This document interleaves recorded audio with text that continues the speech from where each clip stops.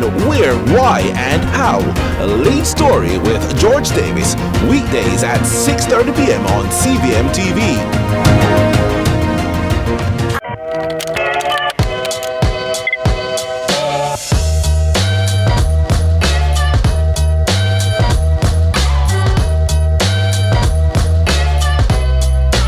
Jamaica, make we do the right thing. Make we live good today for a better tomorrow. Talk it out. Don't fight it out. The time by the Ministry of National Security is 6:30.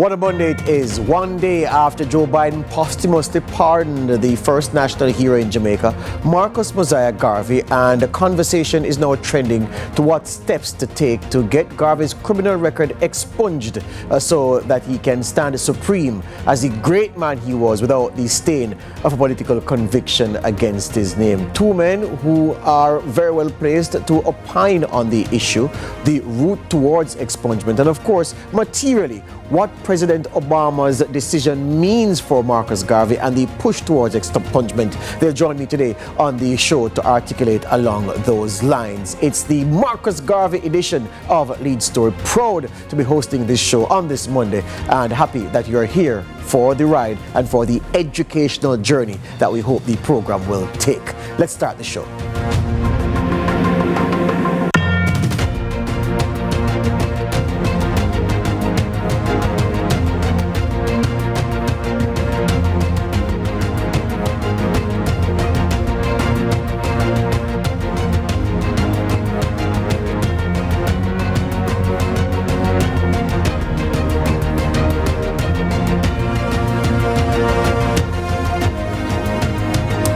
Welcome to Lead Story here on CVM TV. It's all about Marcus Mosiah Garvey. Incidentally, today is being celebrated as Martin Luther King Day in the United States, the day, of course, when Donald Trump, 45, became 47, the 45th president of the United States, inaugurated early today as president number 47. But Sunday, we saw news coming out of the United States that Joe Biden had used his pen, one of his last acts as president of the United States, to pardon Marcus Garvey. Now, as scholars have pointed out, scholars of Garvey, it is not the first time a president of the United States is pardoning Marcus Mosiah Garvey, but some believe that this act by Joe Biden gives fresh impetus to the push to have Garvey clear and free of a criminal record so he can assume with even more purpose his undoubted place in the history, not just of Jamaica, but of anywhere there's black consciousness, black thought, and even thought of people who are oppressed wanting to break away from those chains and self-actualize. Garvey, an epitome of the move in the positive direction where those things are concerned. So what have we done? We have looked back at Garvey's life and work and the struggle to clear his name, what it is that caused him to be in this position in the first place, the trumped-up charges, pun intended, and the lifelong, the decades-long, almost a centuries-long worth of work to ensure that Jamaica's national hero is rid of this stain. And let's take a look at the picture that we've painted, laying the tiles from the past to present the picture of the present.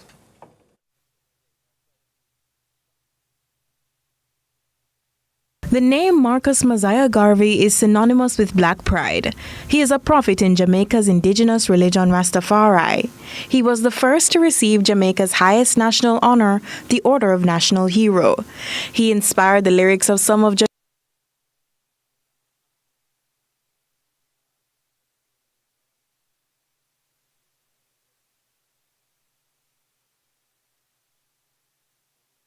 having some audio issues there. I suggest we take the break and come right back, see if we can correct those demons and crack on with the program that we have for you today.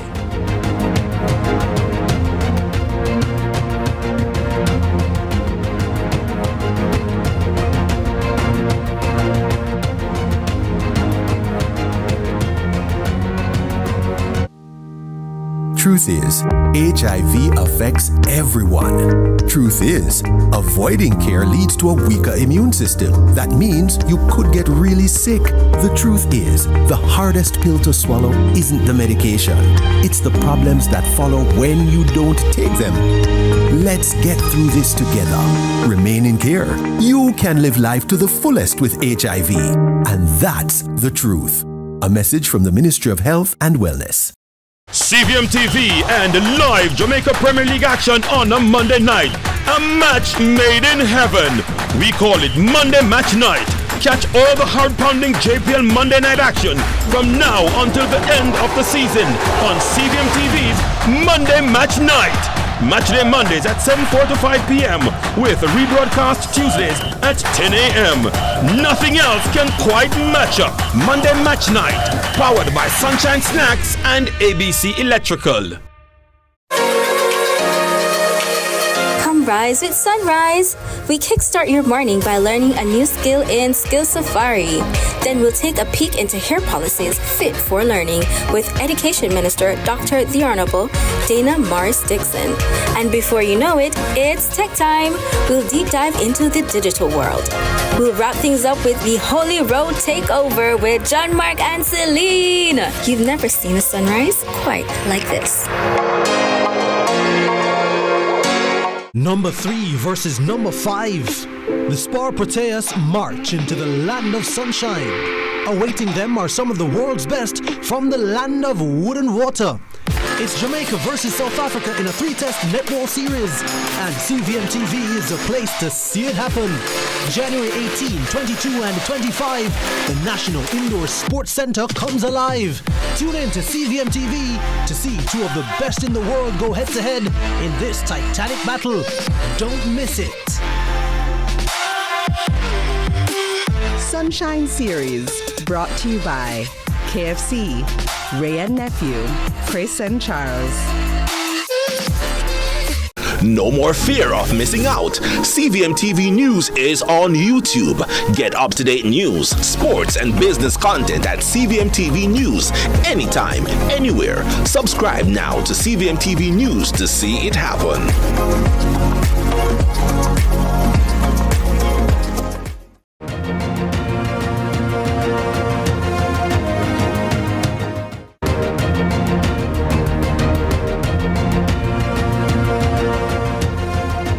All right, so the technical demons have strangled the voice on the reflective we prepared for you, so we're going to crack on without it. And in any event, we have two erudite guests who can more than put the relevant things into perspective. Professor Rupert Lewis is Emeritus Professor of Political Thought. He's devoted his life to writing about the work and teachings of Marcus Mosiah Garvey. And alongside him, noted attorney Bert Samuels, who says he has retired from the courtroom, but I'm sure he does consultative work behind the scenes. And of course, his mentoring of the next wave of legal luminaries continues apace. Gentlemen, good evening. Welcome to Lead Story on this Monday.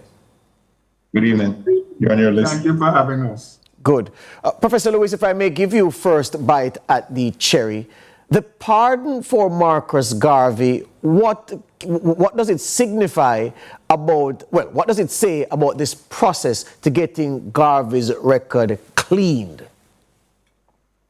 Well, what President Biden has done with this pardon is to open the door for further legal action by the Congress for the exoneration of Marcus Garvey.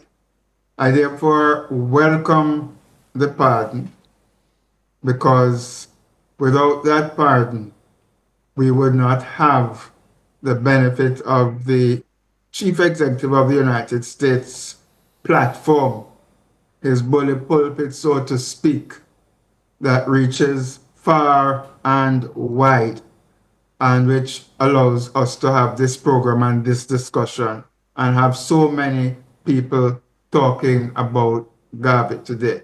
So it is significant. It is true, people have said that pardon assumes that there was guilt. However, even if you feel as I do, that Garvey did not commit any wrong, the fact of the matter is that on the books, on the trial books, and there's a conviction in 1923 which sent him to prison for using the mail to defraud. Scholars have written and documented the injustices in how that case was carried forward, and have demonstrated the role of J. Edgar Hoover in the intelligence operations that put Garvey out of the United States. So what Biden has done, thanks to the efforts of members of the Black Caucus, to the work of Dr. Julius Garvey and his team, the support that he got from lawyers in New York who gave pro bono advice, Biden finally came around on the final day and provided this pardon. So he has opened the door for further action. Bert Samuels, this is a teaching moment for people like yourselves, and many people have a voice and the means to make that voice heard. Some of them are asking, what's the big deal right here? Garvey, since 1969, has been lauded, has been established as a national hero in Jamaica. He's already our hero. He's been immortalized in song. Winston Rodney, A Burning Spear, has done more than most to ensure that Garvey will live forever in the minds and in the fabric of Jamaican society. What's so important about having him being pardoned again, and further than that, having his record expunged? No country like for its hero to have a criminal record. And therefore the journey to exoneration commenced, as Professor Lewis has said. And it's important for his record to be clean. And it's important that his whirlwind that he said he would come in, that yesterday was part of that whirlwind, which means that the resurrection, the bringing back into fore of his teachings has come about since the name Garvey has been called in the last 24 hours more than any other name that we could think of. And that is the value of it, that it has put to the fore all that has happened to him, particularly the persecution of Garvey is a part of American history. And that what goes with this pardoning is that there was wrong done in the past. And we know who was in power at the time. We know the work of the FBI, who planted spies in the Garvey movement, and he's been exonerated at this moment. So the importance of it is, it will take long in coming, but it has come. It's sometimes a long walk, I would say, to exoneration. The appetite for further action from here, Professor Lewis, and if we try to use the progress of the work of lobbyists to get this second pardon from the second president, of course, Calvin Coolidge did it back in the 1920s, and now Joe Biden. The prospects of Calvin Coolidge commuted, right, with the condition of deportation as part of the arrangement. Yes. Right. Yes. So I'm saying, the process, is it a peristaltic process from here to expungement, or is this indeed the kind of fresh impetus to push this along the channel, you believe? Well, you see, I make a distinction between what governments should be doing, what advocates in the United States, of which there are many, what the Black Caucus should be doing. Dr. Julius Garvey does have a significant team in different states of the U.S. who have been active. The last set of actions took place in Delaware early in January, targeting Biden's home state. And there's a Jamaican there who is a House of Representatives person who has been very active and has been strategic in her relationship with the president. And there are many others. So I make a distinction. We do have capacity in the United States with our diaspora. Yes. In Jamaica, however, we must make sure that the Jamaican capabilities to honor Marcus Garvey are adequately respected. Bert, distinguished Council Bert Samuels, mentioned bringing Garvey to the fore. Bringing Garvey to the fore in the United States, in Jamaica, there is a huge deficit between when he was declared national hero formally in 1969 and what we have done since 1969 and 2025. Two things come to mind. Obviously, the making him a national hero, huge. But that monument needs some revision many years after in terms of the conception that we have around Garvey. Secondly, the Liberty Hall at 76 King Street. It was admirably curated and developed by the late Dr. Donna McFarlane. We don't take our institutions seriously. We rely on voluntarism for the Liberty Hall project, with some support in payments, civil service payments to a few employees. We need to have Jamaicans need to, when they are pressuring the US to do exoneration, Yes. also demonstrate in Jamaica where we are willing to put our money to have Garvey taught in schools and develop the resources. Couldn't agree with you more, Professor Lewis. We have to take the break. After the break, I'll turn to Bert Samuels and ask about the practical steps towards that exoneration and the role that the U.S. Congress or the court may have to play in this climactic process. This is Lead Story here on CVM TV.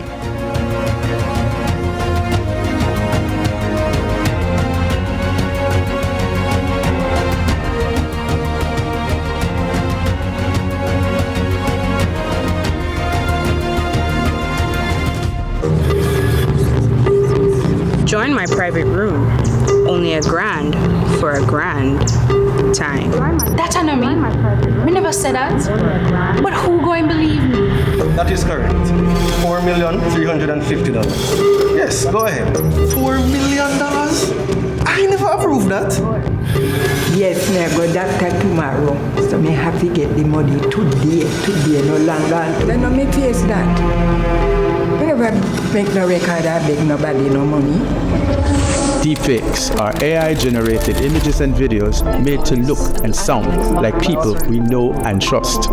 They're used to spread misinformation, destroy reputations, and are used to commit fraud and scams. Don't fall victim to deepfakes. Protect yourself. For more information, visit broadcastingcommission.org or scan the QR code on screen.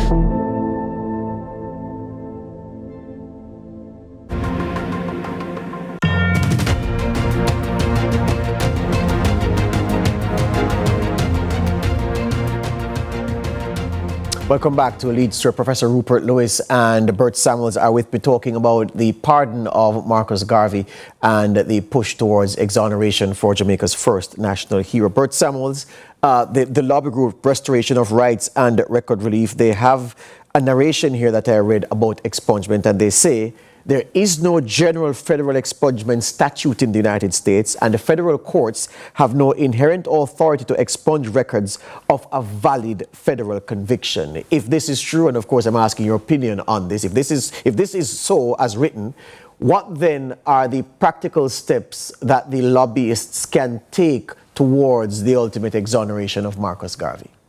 Right, that's a good question. I would want to compare exoneration with the justice program that they have in the US, where pre-DNA intervention in the justice system has caused many prisoners who didn't have the benefit of DNA to now use DNA to show that they are innocent. So what happens is that you have to revisit the evidence in the trial and to show that injustice was done or the evidence was inadequate or witnesses lied. Now, because of the lapse of 100 years, it's going to be very difficult because the judicial system in any state does not want it to be criticized as being unfair. So the answer to your question is, and I see Mr. Honorable P.J. Patterson, did revisit the case and took a position that there were striking errors in the trial, striking miscarriages of justice in the trial, because that is where we have to dig up the evidence and show that there was an unfair trial. You're not going to get exoneration unless you put the trial on trial as it. So let me ask you then, Bert Samuel. So the fact of the 9 jurors who participated in the original conviction of court matter with Marcus Garvey, saying that, you know, he should have been granted the clemency that President Coolidge applied, and the fact of 2 pardons, one conditional, one unconditional, the one by Joe Biden on Sunday. Do those things add to the weight of the benefit points for Marcus Garvey in this push towards exoneration, especially taken against the elapse of time and how trying the trial will be difficult, going through the evidence and so forth? Very exciting kind of exercise. I would love to be part of it, to put together those pieces to show that there was injustice done. And also, I know Rupert can correct me on this, the FBI files would be a big part of this to show that the state itself, Edgar Hoover, had targeted him to kill the movement. So if you put those pieces together, it will be part of the process and the road to exoneration in terms of an unfair trial. Can you imagine an African-Jamaican man on trial in 1923? If you're having racist jurors now, how would you manage 100 years ago in the United States with segregation? So those are some of the things to show that a prominent black figure could not get a fair trial in the United States. That's a big part of the arguments that I would want to advance in favor of Garvey's exoneration. Yeah. Professor Lewis, the fact also that they say, the experts, Bert Samuels is one of them, that reparations would naturally attend to any push towards exoneration. Does that argument hold in the case of Garvey? And would then that be part of a negotiated deal so that when and if exoneration comes, then there's not a big thing after the exoneration is granted for reparations, but that it is tied up in the deal towards exoneration, and then when it happens, everybody's happy and they go their separate ways? Well, I think that if you're talking about reparation in relation to Garvey case, and Bert is right with respect, we have the FBI files on Garvey. Those are documented in the volumes by Robert Hill and other sources. So there's no doubt. And we have the kind of jury, all-white jury, including jury coming from institutions that were opposed to Garvey, in this case the NAACP. But we'd have to combine that with the Jamaican initiative. Since the Jamaican Parliament has exonerated Garvey for contempt of court in 1929, we would have to ask the British government for reparation payment for him if we are to be fair in the way we treat both the British case that Garvey had and which the Jamaican Parliament happily exonerated, and the American case, which, as Bert Samuels is pointing out, is a more complex thing. But Julius Garvey has mentioned that sometimes you can go by way of the New York state. And I think his team is trying a number of approaches, which include taking it at the state level to try to get exoneration. Hear you on that. Bert Samuels, already, of course, you're very correct. The name Garvey has been all over social media in the past day or so.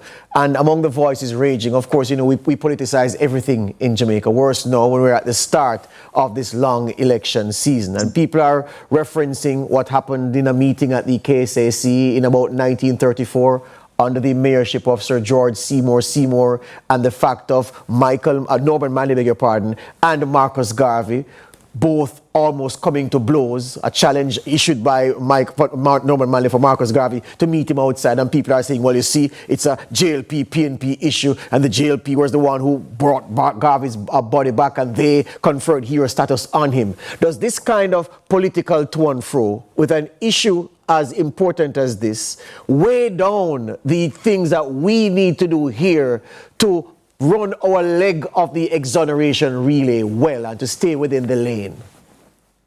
Yeah, I think that these distractions must be resisted. I mean, we can't have in our own backyard in Jamaica these quarrels, because the U.S. is looking on us to see how we are treating with our first national hero. So these distractions are not necessary now. What we need is the children of Jamaica to know who Garvey was. That is what's going to catapult, because I said he spoke about the whirlwind which would come, and it's figurative, but I think this is part of it, that his words and his teachings would never die, and we have to preserve it. So as I say, these distractions, Garvey had his own political party in Jamaica. So he tried politics in Jamaica. So he's well aware that they were at the status quo in Jamaica, didn't want to see a man that looked like him having prominence here. But his great welcome when he was deported and came to Jamaica tells you that the grassroots people of Jamaica were always pro-Garvey. And let me hear the children of Jamaica say, and the young people, that they will be on the side of Garvey and not on the side of distraction. Absolutely so. Professor Lewis, I give you the last 30 seconds. The fact is that we owe a debt of gratitude to our musicians, our artists, our singers for keeping the name of Marcus Garvey alive and his works prescient over the years, and they will be toasting this development in the push towards exoneration. They have come out consistently with quality music on Garvey. And not so long ago, I attended a concert where the artists came out in their numbers, but somehow the public did not come out in similar response. But they performed Sizzler, Queen Ifrica, whole set of artists. Our artists in Jamaica are deeply committed to the legacy of Garvey. What I would like to see is projects for education around Garvey in schools. Yes, sir. That are based on funding. Excellent. To complement enormous cultural talent that has come out of the Garvey, out of the music of Jamaica. I'm out of time, gentlemen. Professor Lewis, thank you very much. Bert Samuels, thank you as always, sir. Much obliged. And we'll talk again. This has been a lead story here on CVM TV. Marcus Garvey, pardoned twice now, 2 U.S. presidents. Now we are getting fresh impetus towards the push for exoneration. And I must tell you that it's a certain pleasure that I take discussing this issue, because Marcus Garvey should never have a criminal record against him. We all know the charges were trumped up, as I said, pun intended, and it's time for the slate to be wiped clean and for Garvey's pristine record to stand beside his name and his figure. That's my time. Nika Lewis is back from, was it vacation, or did the flu tie her down like the Australian kangaroo? Anyway, she's looking resplendent today as she waits in the wings to present the news at 7.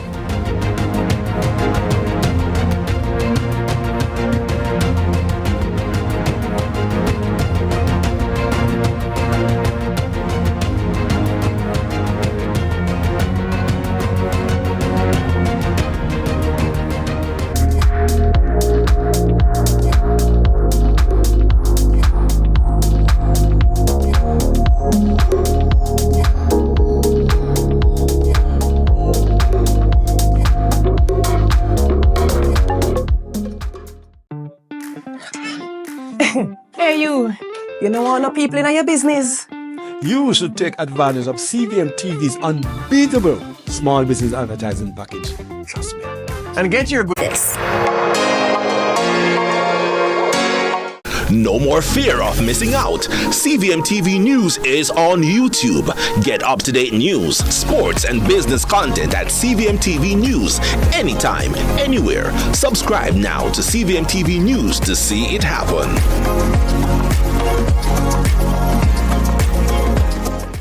Are you really going to miss this? Prove you're not that guy. Every step counts. Sign up now. The time by Sagicor Sigma run is 7 o'clock.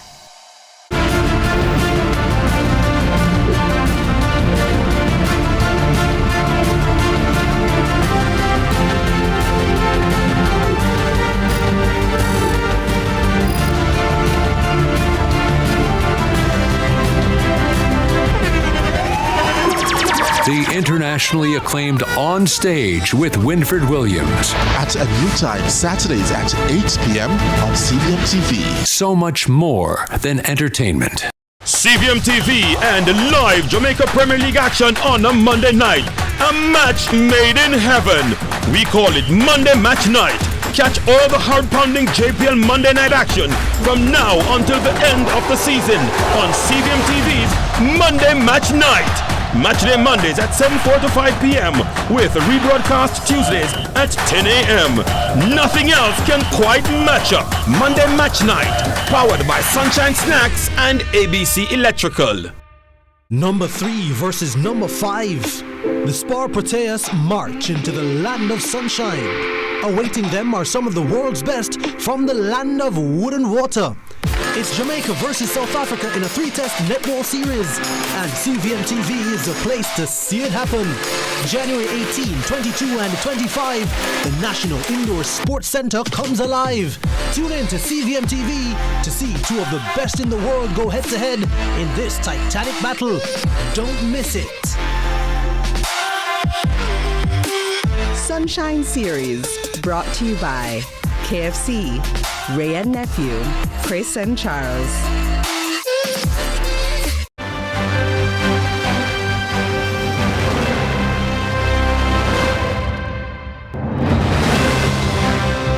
Coming up in CVM News at 7, Donald Trump sworn in as the 47th U.S. president in historic ceremony today. Pushing for exoneration, cultural advocates demand more than a pardon for Garvey.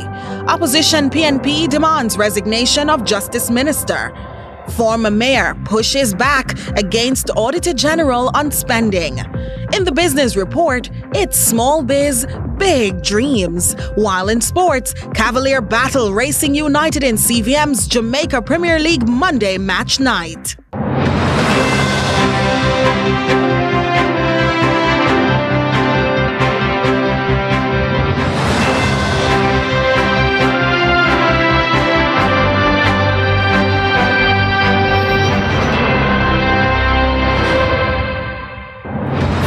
Kingston, Jamaica. This is CVM News at 7. It's Monday, January 20, 2025. Thanks so much for having joined us. It's an abbreviated newscast making way for CVM TV's Monday Match Night at 7:45 here on CVM. Former Kingston Mayor Delroy Williams is pushing back against claims of financial discrepancies highlighted in a recent Auditor General's report. The findings focus on millions in alleged unverified spending under a key municipal program during his tenure. The councillor sat down with Ramon Gordon to chat early Monday. I'm going to ask you very pointedly, sir. Is that $33 million from your time as mayor missing? And the answer to that is a clear no.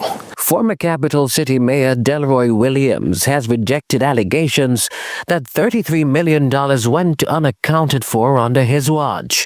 The claims are outlined in a special report into the municipal's social housing program, which flagged the discrepancies during his tenure from 2018 to 2022. We received $64 million to complete 8 projects. The 8 projects were completed at a total cost of roughly $61.3 million, so well in budget.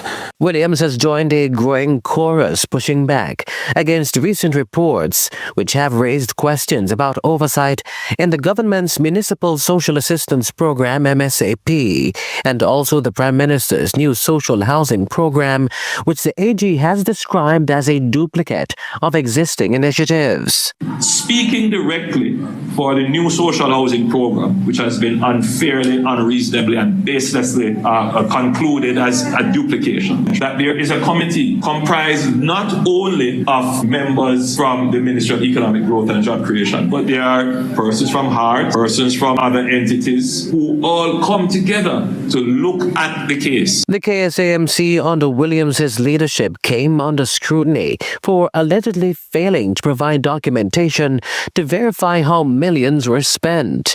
The program was reportedly injected with $63.3 million during his tenure. 8 projects were completed across the municipality. I'm seeing where the Auditor General has 4. It's really not 4. It's 8 projects completed. They are there. They are houses. They are there. People live. The beneficiaries are there. They live there. It's not difficult to check. The Auditor General claims significant discrepancies across 4 municipalities, with unverified payments totaling $81 million. But Williams, who claims to have received the initial report first from CVM TV News, is questioning whether due process was followed during the audit. While I was mayor, most audits conducted at the municipality had an exit interview. And it is at the exit interview that some things are resolved. I've asked of the administrative staff if an exit interview was done in this case, and I'm not satisfied. To date, I'm not satisfied that it was done. The Auditor General is yet to respond to the backlash surrounding the report. Ramon Gordon for CVM News. Still on politics, the Justice Minister's comments last week are still a topic of discussion as the People's National Party has now joined the ongoing discourse. Trisha Gay Kelly joins us in studio with this follow-up. Well, Nika, the conversation has intensified as the opposition is now calling for the minister to resign. And this follows his comments in a meeting last week, which since then have stirred the minds of many. But I don't want to give away too much, so here's what the minister said and how the PNP reacted.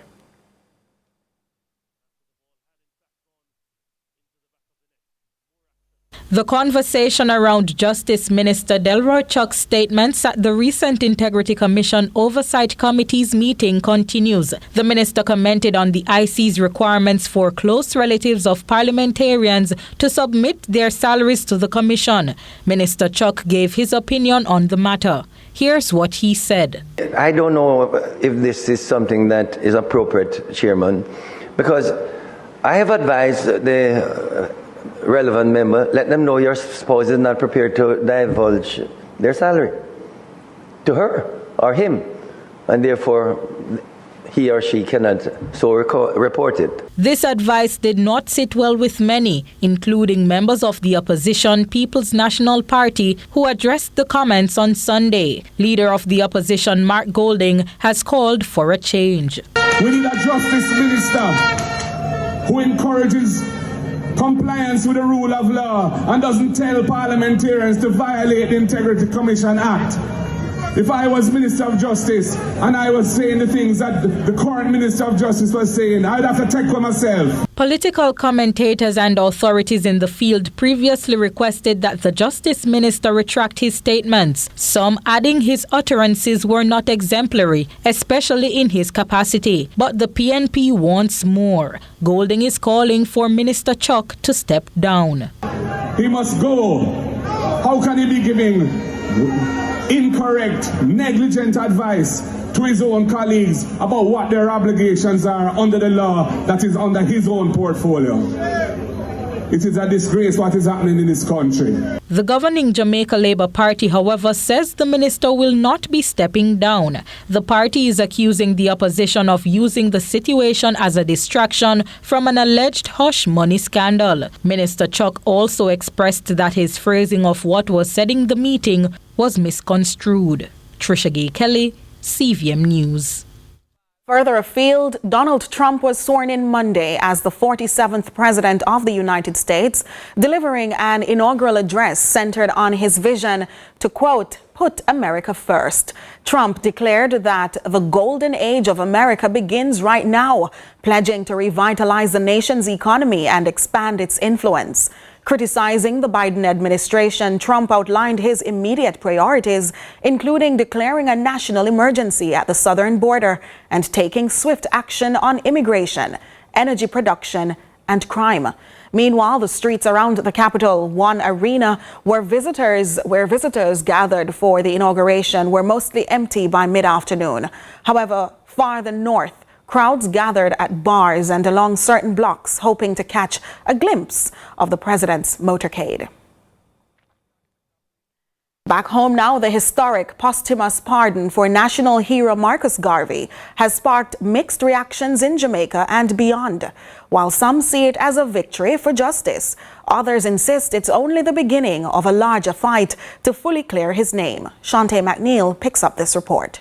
While many celebrate former U.S. President Joe Biden's posthumous pardon of Jamaica's first national hero, Marcus Mosiah Garvey, others insist it falls short of true justice. Government officials and cultural leaders agree that the move is a step forward, but are calling for full exoneration to erase the stain of his 1923 mail fraud conviction, widely seen as politically and racially motivated. On Sunday, Prime Minister Andrew Holness said the conviction tarnished the reputation of the visionary leader. The statement went further to say this was only the first step towards expungement, a stark contrast to opposition leader Mark Golding, who claimed the move as a complete exoneration of the national hero. However, Culture Minister Olivia Grange welcomed the pardon but stressed the need for the U.S. to follow Jamaica's lead. She referenced the 2018 passage of the National Heroes and Freedom Fighters Act, which cleared national heroes wrongfully accused during their struggle for justice. We maintain that Garvey's actions were not criminal actions, but were acts of liberation with moral justification. So what we need is an expungement of Garvey's record in America, similar to what was done by the Jamaican Parliament. We have been on this journey for a very long time, and we must continue the advocacy for the removal of this criminal record against our hero. But President of the Universal Negro Improvement Association, Stephen Golding, stresses the U.S. president alone cannot offer complete exoneration. No president can exonerate. So seeking Biden's signature for a second pardon for Garvey when he had already achieved a U.S. pardon on his own in the late 1920s is simply cosmetic surgery. It's a cosmetic victory because the world seems to have forgotten that Garvey already secured and achieved his own pardon. He's therefore calling on the U.S. Congress to action a legislation. And in admitting that Garvey was innocent, in recognizing the fact that he was targeted by the U.S. government, they now need to do a piece of legislation, an enactment by the U.S. Congress affirming his innocence, right? As well as admitting that he was targeted by the U.S. government to issue an exoneration to expunge his record and clear his name. But they must be prepared to deal with the consequences that come from an exoneration. Grange says the government will continue to work with the Garveys to ensure this agenda is met. This pardon comes after many, many years of advocacy by successive Jamaican governments, by the Garvey family, led by his son Julius, the UNIA, members of the Jamaican diaspora, and many people in America and across the world who have been fighting against this wrongful conviction. The government of Jamaica will continue to work with the Garvey family and all the stakeholders to push for the exoneration of Marcus Garvey. Shante McNeil, CVM News. You're watching CVM News at 7. More when we return.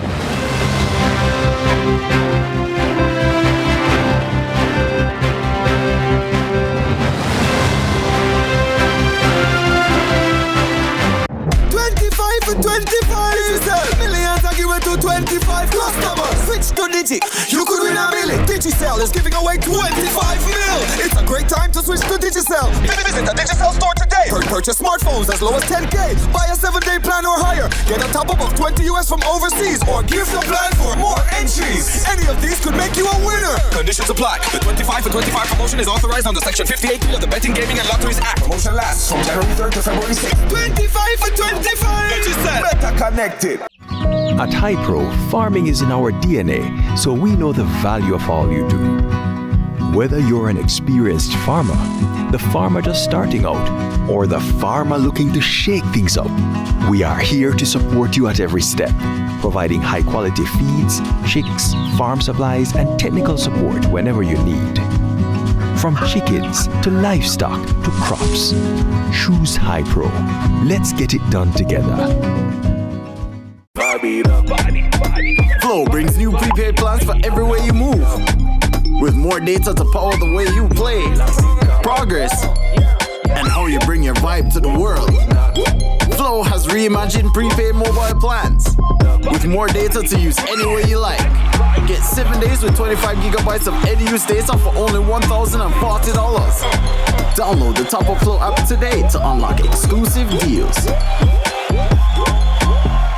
We a big deal when we touch the ground. Yeah, a KFC when we're pulling up. Anything for the taste of a KFC, big deal. The time by KFC is.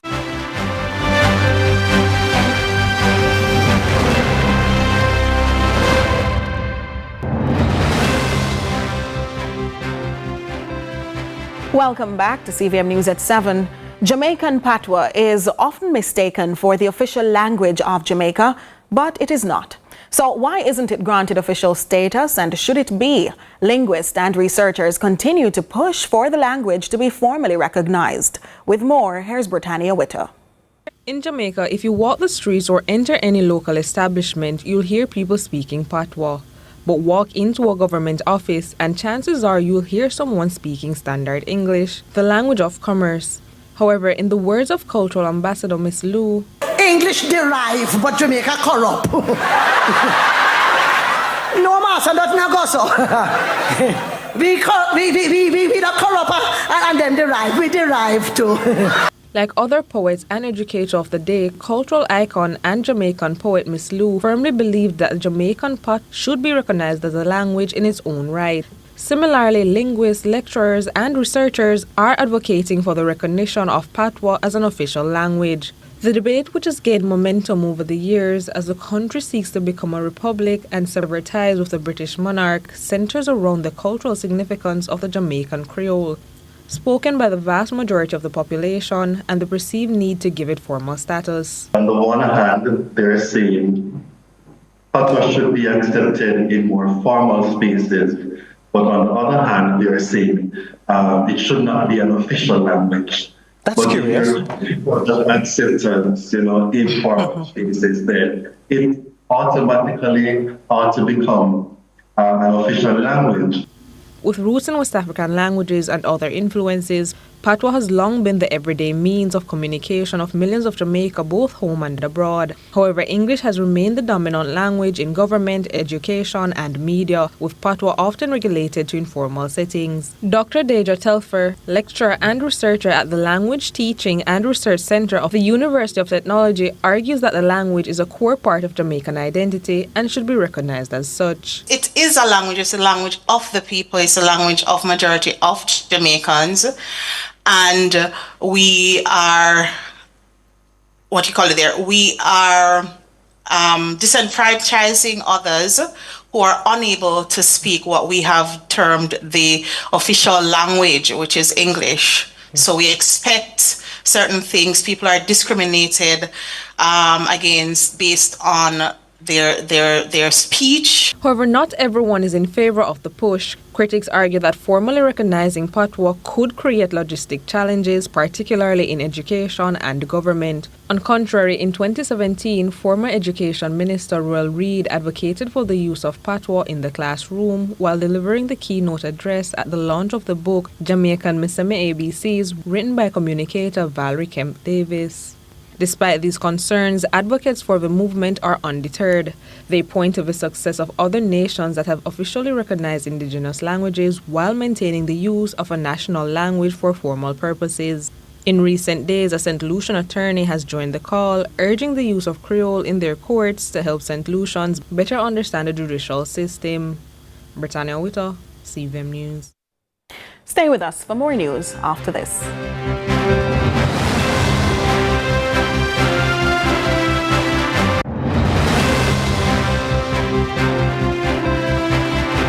JPS. Aye, my JPS app. Yeah. The mobile app brave as I said app. With the mobile app, you feel know you can't flop the app. In a happiness, cause what? My JPS app easy to not riddle my light of it bright than the moon. If I want thing me love me JPS app, me I tell you about it in the tune. My JPS app easy to not riddle for me light of it bright than the moon. If I want thing me love me JPS app, yeah we fully outside with the crew. JPS, powering what matters. Did you know that there are many exciting careers in public health? Join the Ministry of Health and Wellness for its Health and Wellness Career Expo and Employment Fair 2025, Wednesday and Thursday, January 22nd and 23rd on the UWI Mona campus. Learn about exciting and emerging career opportunities in public health. Walk with your resume for on-site interviews for available jobs across the island. Entertainment, giveaways, and free health screening. We've got them. Admission free. A career in health, the roadmap to success. Come rise with sunrise.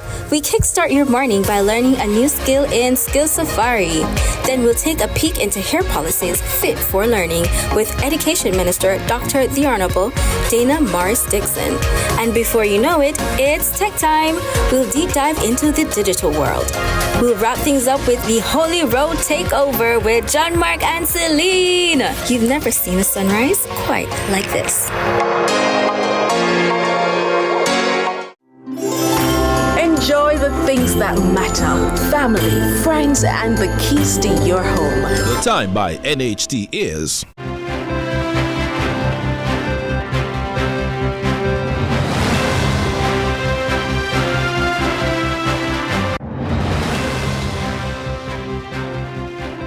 Welcome back. We now turn to regional and international news. We begin with news in the region. A decade ago, U.S. President Barack Obama stunned the world, announcing that the U.S. and Cuba would re-establish diplomatic ties after more than half a century. That breakthrough was then shut down by the Trump administration, which hit the island nation with new sanctions. Well, here's the latest from Al Jazeera. In summer 2021, unprecedented nationwide anti-government protests rocked Cuba. Hundreds of people were jailed. This week, Cuba and the United States announced a surprise deal, a prisoner release in exchange for sanctions relief. The Biden administration will take Cuba off its state sponsors of terrorism list. The measure has scared international banks away from the island, further clogging up its moribund economy. The Spanish can counterattack. The administration never provided evidence to support its terror claim.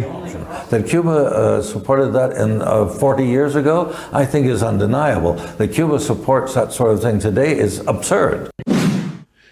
In international news, the 47th U.S. President Donald Trump announces a slate of immigration-related executive orders in his inaugural address. More from Forbes News. Today, I will sign a series of historic executive orders. With these actions, we will begin the complete restoration of America and the revolution of common sense. It's all about common sense. First, I will declare a national emergency at our southern border.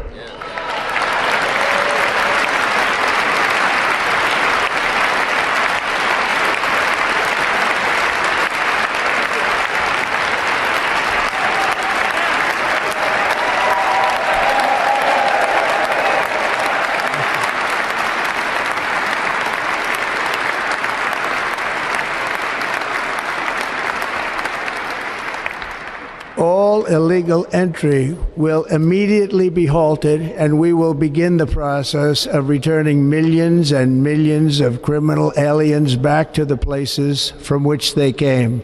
That's it for regional and international news. Now for a social media check-in. So what's trending in our local social media spaces? Jamaican national hero Marcus Garvey has been posthumously pardoned by former U.S. President Joe Biden on Sunday. Garvey was convicted of mail fraud in 1923 due to his advocacy for black empowerment. Here are some of your reactions.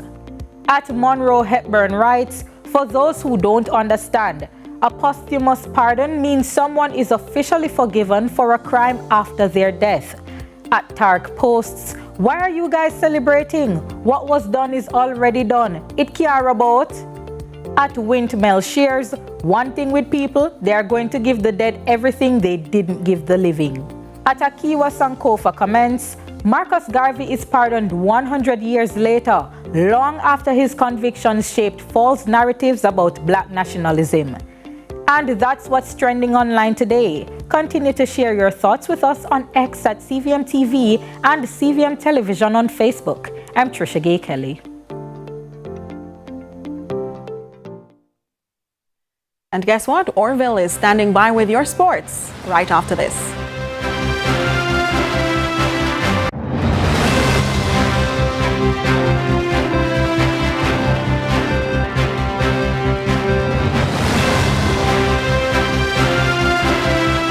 CVM TV and live Jamaica Premier League action on a Monday night. A match made in heaven. We call it Monday Match Night. Catch all the heart-pounding JPL Monday night action from now until the end of the season on CVM TV's Monday Match Night. Matchday Mondays at 7:45 p.m. with a rebroadcast Tuesdays at 10 a.m. Nothing else can quite match up. Monday Match Night, powered by Sunshine Snacks and ABC Electrical. Steve knows style. That jacket! When was you in the Temptations? You are my alter ego. And Steve gives in to his own temptation.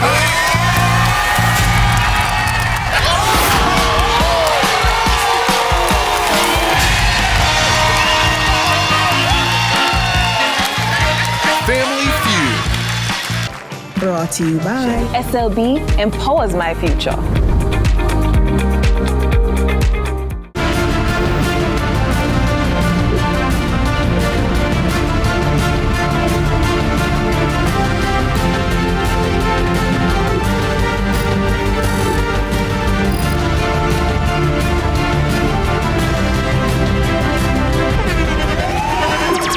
The internationally acclaimed On Stage with Winford Williams. At a new time, Saturdays at 8 p.m. on CVM TV. So much more than entertainment.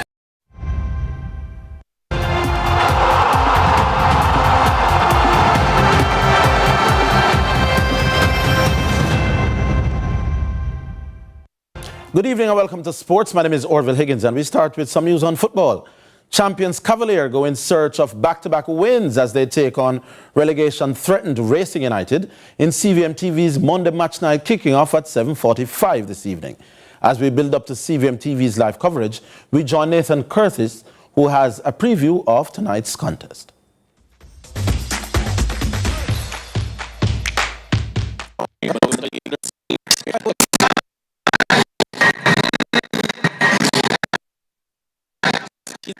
Beating Cavalier 1-0. We spoke to both coaches who are having a hopeful turn in fortunes where Racing wants to see their turn in fortunes go up because they've been having a bad run of form, and Cavalier wants to get one back over on Racing United.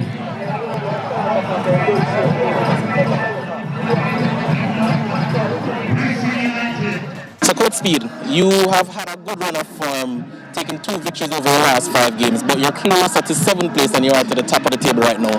What are you looking for from your team for this game? Well, this is a difficult team for us for some reason. Maybe it's because we're not used to them. So the first round they defeated us, but this time I think we'll be more circumspect and give them a lot more respect this time. So are we saying that this is a revenge match for you because that was a surprising victory for Racing the last time out? Are you looking to now get one back over them?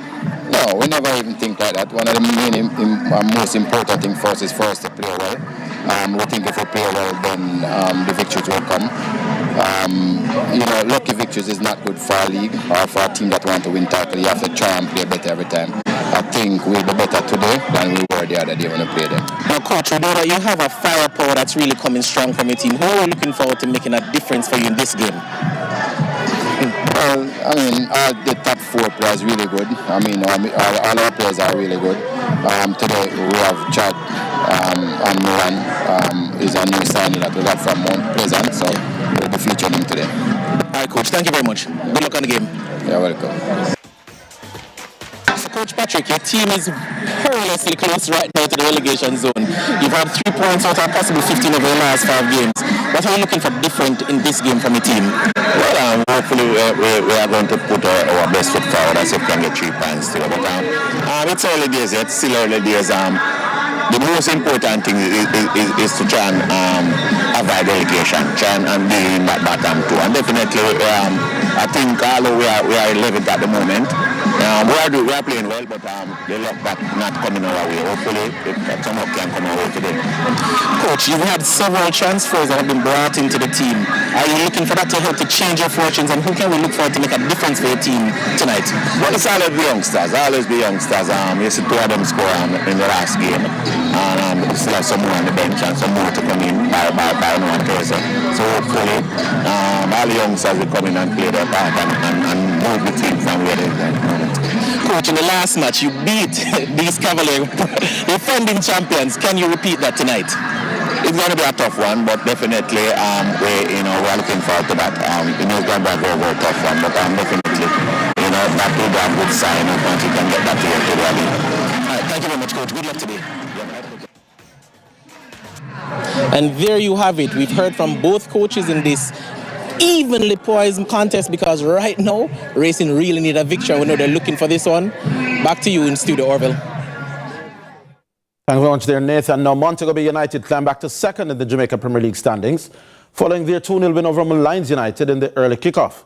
Jordan Fletcher put Mobay United 1-0 up just after the halftime break when he scored in minute 47. 5 minutes later, Mobay were 2-0 up when Chanel Thomas found the target in minute 52. The win sees them move to 37 points, the same as Arnett Gardens, but with a superior goal difference.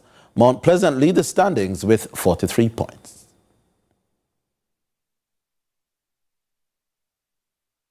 Chelsea picked up their first win in 6 league games to move up to 4th in the Premier League with 40 points after handing Wolverhampton Wanderers a 3-1 defeat on Monday at Stamford Bridge. Here are the highlights. Acting High Commissioner of the South African High Commission in Jamaica, Fumiza Mukendi, is thrilled that after 12 years, the South African senior netball team is back on Jamaican soil. Also visiting is the under-21 netball team, who annihilated the Jamaicans 61-31 on Saturday. The Acting High Commissioner is hoping that the visit will further cement the relationship between the two countries. Some cricket news now. The West Indies skipper Hayley Matthews led from the front with bat and ball, powering her side to a 9-wicket win over Bangladesh in the first one-day international at Warner Park in St. Kitts on Sunday, the only West Indies team to get a win on Sunday. Deandra Dutton grabbed 3 for 40, while Matthews took 2 for 41 in restricting the tourists to 198 for 9 from their 50 overs. Chasing 199 for victory, Matthews scored an unbeaten 104 from 93 balls. She shared in a 163-run opening partnership with Kiana Joseph, who got 70 and who was scoring her maiden ODI half-century. Underneath it, nicely taken. And the 54-run partnership is broken. Oh, some confusion here. Looking for the second and run out. Goes straight. Takes that fielder mid-off. And has Karishma Ramarak. Shot is there. Aerials. Easy for Karishma Ramarak. And Alia Aline gets another one. Short again. Doesn't miss out on this occasion. In the air. Fielders there. Away from them.